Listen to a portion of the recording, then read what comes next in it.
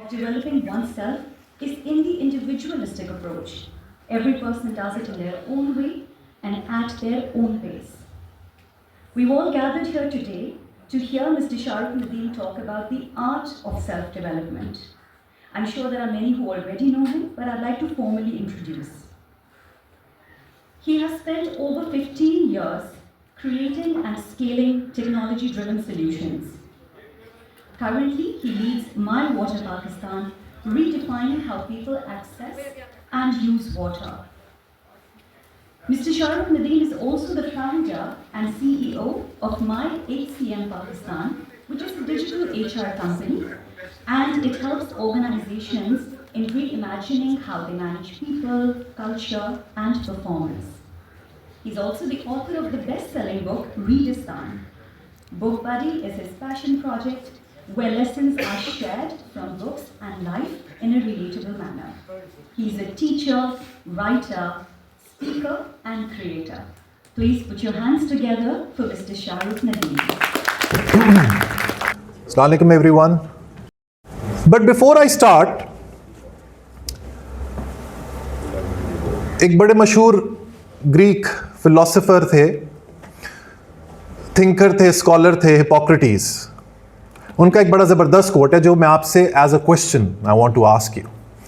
He said that before I heal you, I want to ask you if you are willing to give up the things which made you sick at the first place. I repeat. Before I try to heal you, I want to ask you a question. I want to plead to you that if you are willing to give up the things which made you sick at the first place. In the context of our talk or my talk today, इसकी significance ये है कि when during the next 1 hour there will be many things which might sound terse to you, which might be absolutely against your existing belief and value system.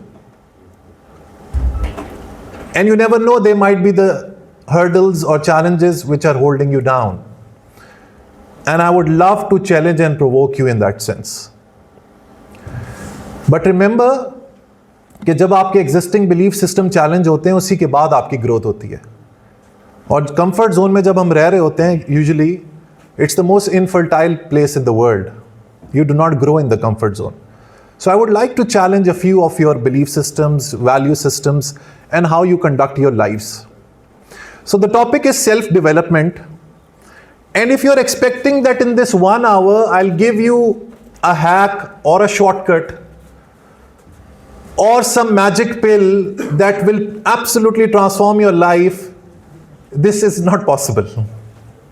However, किसी भी दुनिया के speaker से, किसी भी दुनिया के YouTube वीडियो से अगर आप 2 से 3 चीज़ें समझ लें and you make it part of your repertoire and you make it part of your presence and you make it part of your personality, अपनी शख्सियत का अगर आप हिस्सा बना लें, तो I can guarantee that whatever I speak, if you pick up 2 to 3 things today, it will really help you nurture yourself cognitively, psychologically, mentally, emotionally, personally, and professionally.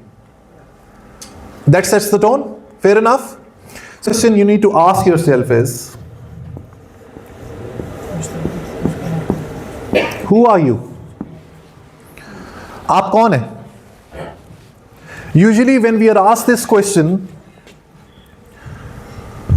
we tend to say, relate our personality to our designations, to the organizations we work for, or to our passions and obsessions. But have you really ever asked yourself this question, कि मैं हूँ कौन? Who am I? Apart from the name, we are Shahrukh, we are Shazils, we are Aisha, we are Sidra, we are Fatma, we are Maryam, we are Khabar. But who actually we are? This question is of prime importance. Because if you do not ask this question, society will thrust its values and belief systems on you. And society is ruthless. Society के अंदर super structures होते हैं. Super structures क्या होते हैं? सबसे पहले religion.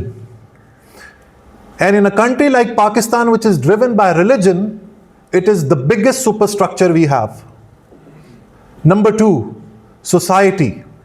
If you do not give meaning to yourself, society will thrust it upon you.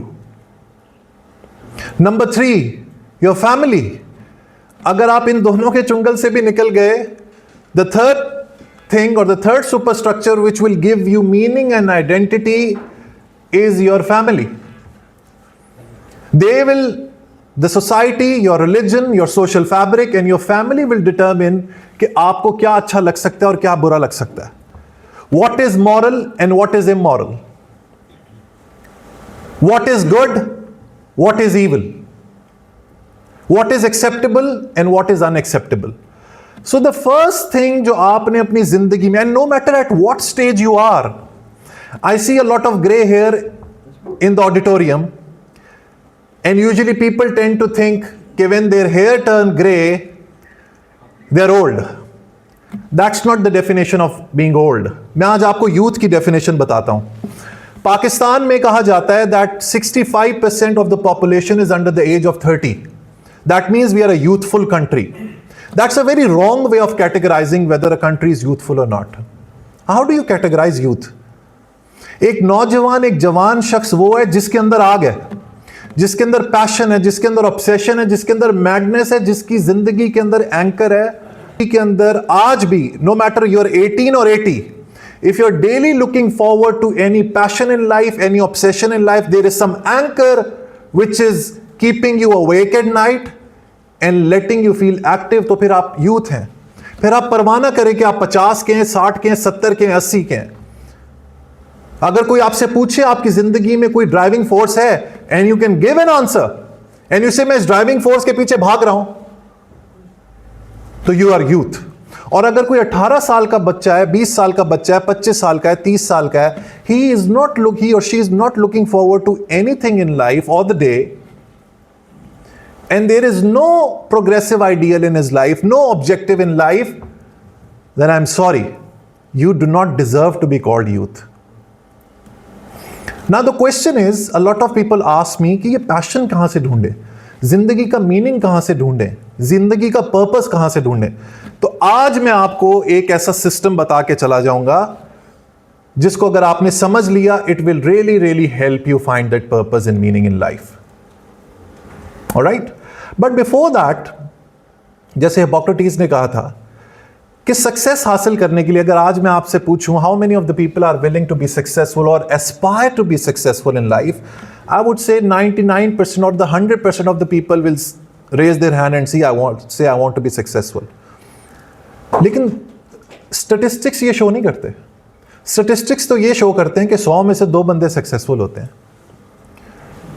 अब अनदर क्वेश्चन इज कि सक्सेस की क्या डेफिनेशन है. मेरा एक पूरा सेमिनार होता है 3 घंटे का जिसमें I define what is success.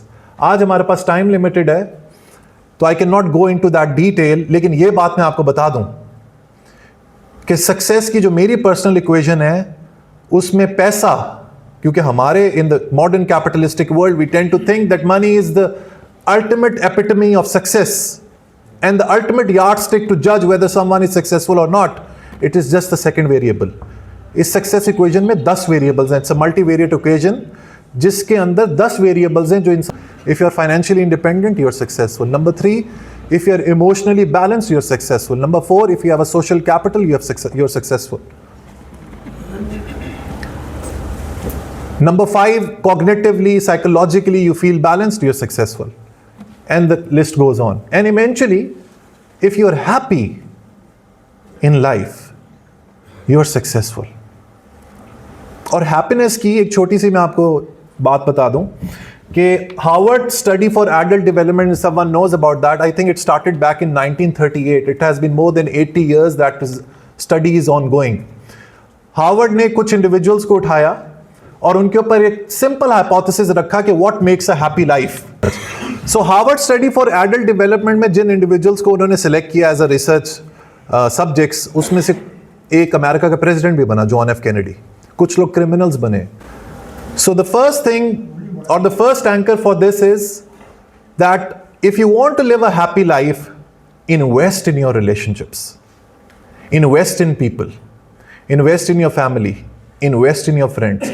Again, we have come to a situation in our modern social media driven world where everything looks like a mirage. We do not believe in people, we do not trust in people, we tend to think everyone is our enemy. This is a very negative way of looking at things. Nurture your relationships, invest in them. Yes, people will hurt you, but so what? You will always find a group of 2 to 3 people who will be close to you apart from your family, and they will let you live a happy life. With that being said, ज़्यादा लोग successful क्यों नहीं होते या अपने आप को develop क्यों नहीं कर पाते? The reason is people are not willing to sacrifice, because success demands sacrifice. Sacrifice of your time, sacrifice of your physical capital, your monetary capital, your family time, your values, your belief system. ज़्यादातर लोगों के अंदर, आज भी इस room के अंदर या मैं जिस रूम में भी बात करूं उसमें 1000 लोग हों, 200 लोग हों, 97-98% of the people do not have the courage and guts to challenge their family, their religion, their belief, their cultural and moral values. अब सक्सेस हासिल करने के लिए आपको कहीं ना कहीं तो सैक्रिफाइस करना पड़ेगा, वक्त का, अपने रिलेशनशिप्स का, कहीं ना कहीं तो आपको गट्स दिखाने पड़ेंगे, कहीं ना कहीं आपको ओवर टाइम करना पड़ेगा, कहीं ना कहीं आपको अपने ऊपर इन्वेस्ट करना पड़ेगा.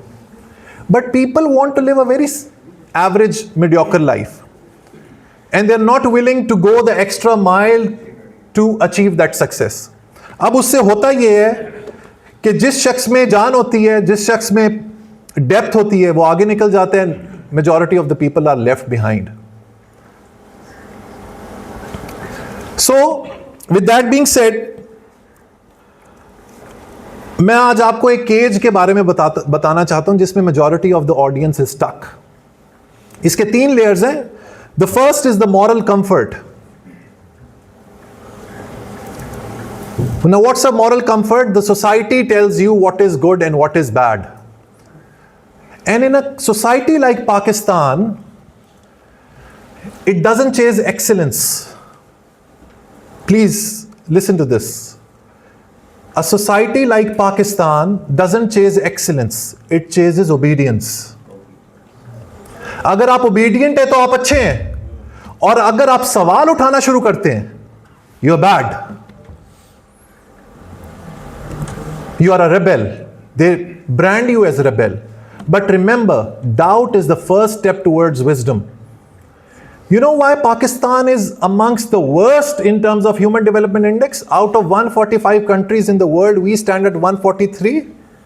We do not have access to quality health care. We do not have access to security. Karachi में हम बाहर सड़क पे खड़े होकर मोबाइल के ऊपर बात नहीं कर सकते. We keep on blaming the politicians and all the bureaucracy for that. Never blame them. Blame ourselves. We need to blame ourselves. क्योंकि हमारे अंदर क्वेश्चन करने की ताकत ही नहीं है. Because society rewards obedience. लेकिन मुआशरा, civilization, countries, they only grow once they learn to question. I'll give you the example of Europe. Europe was stuck in the dark ages for 600-800 years. The Muslim world was right there at the top, which we call the golden age of Islam. However, आज से 600 साल 500 साल पहले Europe ने ये decide किया, पहले renaissance, reformation, enlightenment movement में, कि ये जो कायनात का निज़ाम है, जो यूनिवर्स का निज़ाम है, ये बहुक्म इलाही नहीं चलेगा, इंसान इस कायनात का निज़ाम चलाएगा. Now in a society like Pakistan, if you say something like this, it can be tantamount to blasphemy. हालांकि the reality is very simple, कि ये कायनात, ये यूनिवर्स चलती है कॉज एंड इफेक्ट के ऊपर. मुझे आज यहां पर आना था, मैं सुबह उठा, नहाया धोया, कपड़े पहने, अपने सुबह उठ के नोट्स प्रिपेयर किए, गाड़ी का इग्निशन ऑन किया, रास्ते से कॉफी ली और मैं यहां पर आ गया. Everything is related to a cause and a cause has an effect. Everything in the world. बच्चे का पैदा होना, फूल का खिलना, समंदर के अंदर वेव्स आना, चरिंद परिंद, seasons, weather, climate, everything is dovetailed to a cause and effect. But in Pakistan we are stuck with occasionalism. Occasionalism क्या है, जिसका गजाली, इमाम गजाली साहब जो थे, he was one of the proponents of that. वो कहते थे कि एक रुई को जब माचिस से आग लगती है, वो माचिस उसको आग नहीं लगाती, वो आग बहुक्म इलाही लगती है. अल्लाह चाहेगा तो लगेगी, अल्लाह चाहेगा तो नहीं लगेगी. It's a very sensitive topic, and like I said, I will challenge that. आप अपनी जिंदगी में कोई भी इवेंट उठा के देख लें, it is always driven on cause and effect. We are not here to debate about the existence of God or not. That's a separate. I believe in God. I am a Muslim, but I believe in cause and effect. आप रुई को एक दफा आग लगाएंगे, 1000 दफा आग लगाएंगे, 1 अरब दफा आग लगाएंगे, उसको रुई को आग माचिस की वजह से ही लगेगी, because natural laws are designed this way. ये माइक यहां पर पड़ा हुआ है. An external force acts on it.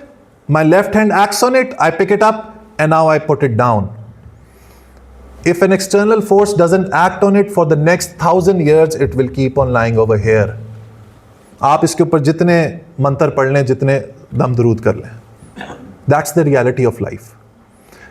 We suffer from, unfortunately, हम लोग, और fortunately, हम लोग हर काम को, नीचा ने कहा था, people who follow me, they know my love for नीचा. वो कहता था कि man will never be responsible as long as God is alive.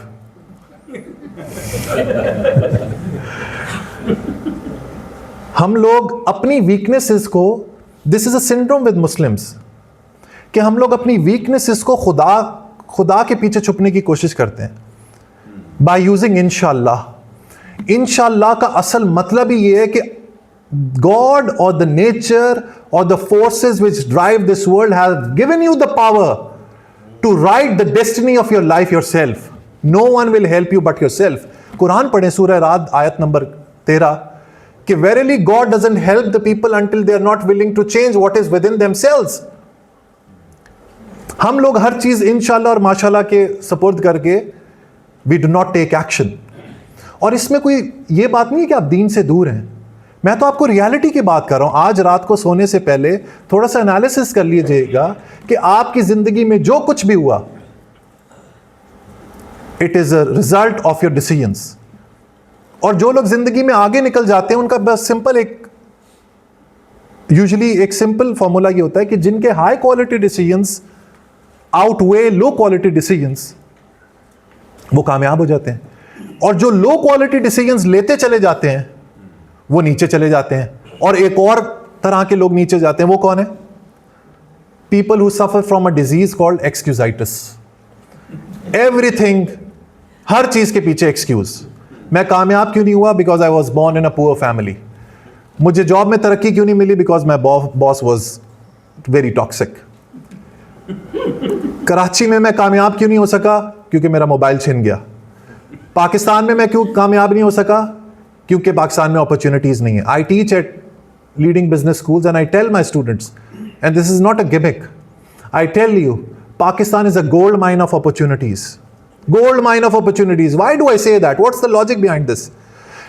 किसी भी मुआशरे में जहां पे प्रॉब्लम ज्यादा होती हैं, वहां पे अपॉर्चुनिटीज भी उतनी होती हैं. हम लोग बिजनेस में पढ़ाते ही हैं कि अगर आपने कोई एंटरप्रेन्योरियल वेंचर शुरू करना है तो पहले प्रॉब्लम आइडेंटिफाई करो.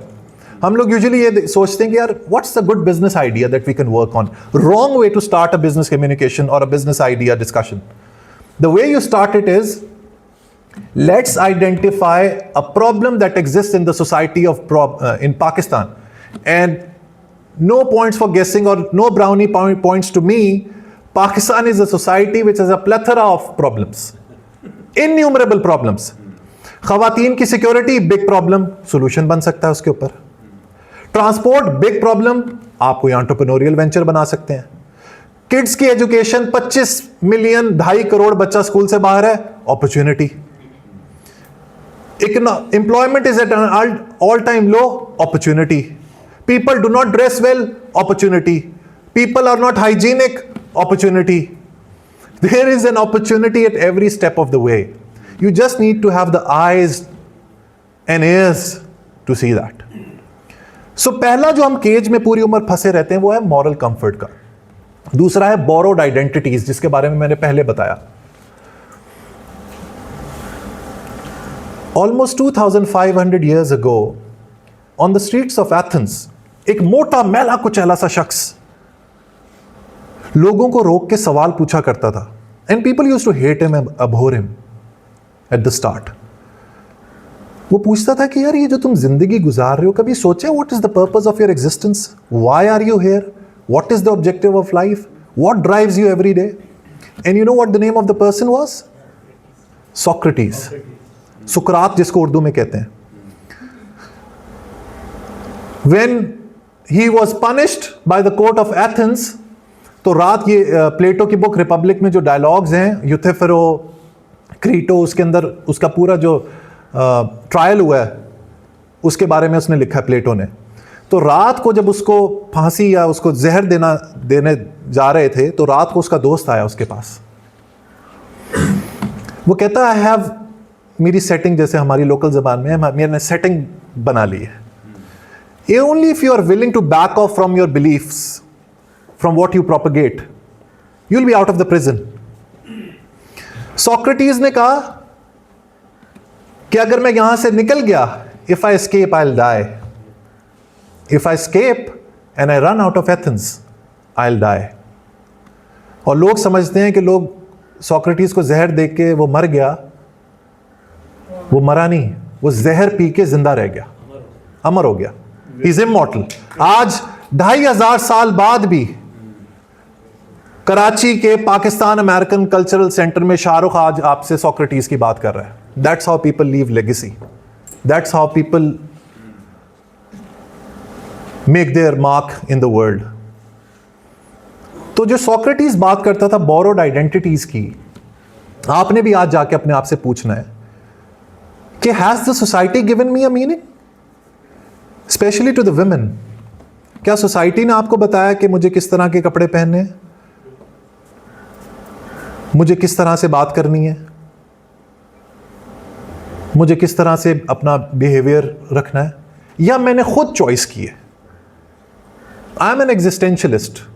I don't know whether people over here know what existentialism is. People who have an interest in philosophy, especially to the women, मैं आपको बताना चाहता हूँ, because feminism की बहुत बात होती है.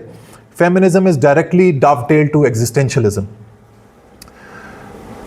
Existentialism या existentialist वो लोग होते हैं, या existentialism का फलसफा ये कहता है, philosophy ये कहती है that life has no inherent meaning. Life is meaningless. This universe doesn't have a cosmic purpose. Now when you think on these lines, there are now two ways of going about it. अगर universe का कोई purpose नहीं है तो मैं यहाँ पे क्या कर रहा हूँ? मैं भी फिर अपना खा पी के बच्चे पैदा करके निकल जाता हूँ इस दुनिया से. But I am a positive existentialist. Since universe doesn't have a meaning, I have complete authority to give meaning to my life myself. I am on the steering wheel of my life. I have the reins of my life in my own hands. जिस तरह आप घोड़े को चलाते हैं, उसकी range लगाम आपके हाथ में होती है, you can turn it left or right. Similarly, an existentialist believes कि मेरे पास भी ये अथॉरिटी है, but this authority comes with responsibility, जिसको absurd कहते हैं, सार्ट्रे ने कहा था. तो ख़वातीन, अगर आप फेमिनिज्म को पढ़ना चाहते हैं तो एक ज़बरदस्त बुक है, one of the greatest books ever written on this topic is The Second Sex by Simone de Beauvoir. Especially women in Pakistan, I absolutely love when I see women driving bikes or riding bikes in Karachi. I feel so good. वो भी मैं देख रहा होता हूँ कि किस तरह से लोग उनको हूट कर रहे होते हैं, but kudos to those women, to their courage, who are riding motorbikes in Pakistan. Pakistan की पॉपुलेशन में women का शेयर 50-50 ऑलमोस्ट, लेकिन वर्क फोर्स में it's not more than 20-22%. Pakistan will never ever rise until women realize their potential and they become part of the economy. तो ख़वातीन को भी मैं ये encourage करना चाहता हूँ कि अपने आप से पूछें कि have you been given identities from your parents or the social fabric you are in, or you have given meaning to your life yourself. अब इसमें ये मसला नहीं है कि सोसाइटी आपको कह रही है आपने हिजाब करना है और मैं हिजाब नहीं कर रही. इस चीज़ों से निकल आए. We are in the 21st century. आपने जो पहनना है आप पहने, आपने हिजाब करना है, आपने मॉडर्न ड्रेसिंग करनी है, अपने कैरेक्टर के ऊपर देखें कि क्या मैंने जिंदगी में अपना जो पोटेंशियल लेकर आई थी मैंने उसको फुलफिल किया कि नहीं. Perhaps you are a great artist. Perhaps some of the girls sitting over here have great music sense. Some can be great architects. Some can be great engineers. Pursue it. In Pakistan, हमारे एक society के अंदर एक बड़ा famous sentence है कि ख़वातीन को कहा जाता है कि तुम्हारी किस्मत अच्छी हो. कहा जाता है. For what a bad sentence it is. मर्द की क्यों ना किस्मत अच्छी हो. क्यों? क्योंकि पेट्रियार्कल सोसाइटी में उसको दुआ ये दी जाती है कि तुम्हारी जो किस्मत है वो तुम्हारे हस्बैंड और इन लॉज के हाथ में है. रादर देन टेलिंग हर कि यार become financially independent, pursue your career, take your career to the next level, we tell her कि तुम तो किस्मत के हवाले हो. अब तुम्हारे इन लॉज जाने, अगर तुम्हें हस्बैंड किस्मत से अच्छा मिल गया, you will survive and thrive, otherwise you are gone. It's a very wrong way of looking at the status of women in Pakistan. So I always believe that if Pakistan has to rise, women need to come out of their borrowed identities and search the truth of their life themselves.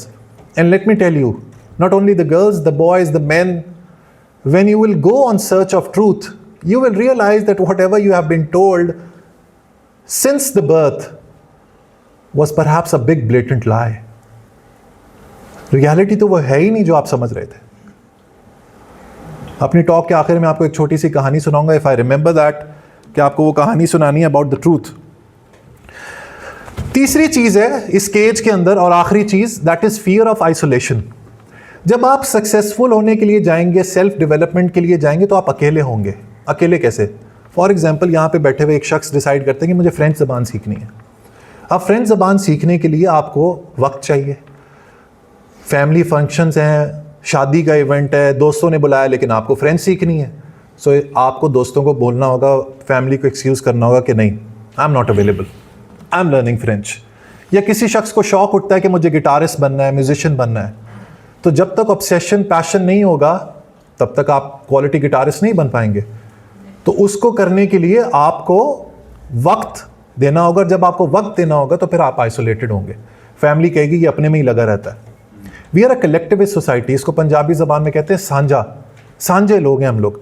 हमारी success भी सांझी होती है और failure तो हम लोग बर्दाश्त कर ही नहीं सकते. Unfortunately there is a book called startup nation which talks about the success of Israel as an entrepreneurial nation. तो उसमें लिखा हुआ है कि one of the reasons behind the success of Israel and their entrepreneurial ventures is they celebrate failure. हमारे यहाँ because of sheer family pressure, we are not able to bear failure at all.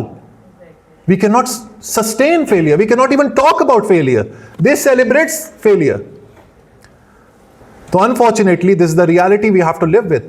But society will continue to pull you back. But if you are willing to develop yourself, तो you will move ahead. अब सवाल ये है कि शाहरुख, आपने की सारी बात कर दी, how do we move ahead? What is that formula or the system that you spoke about that will help us move ahead?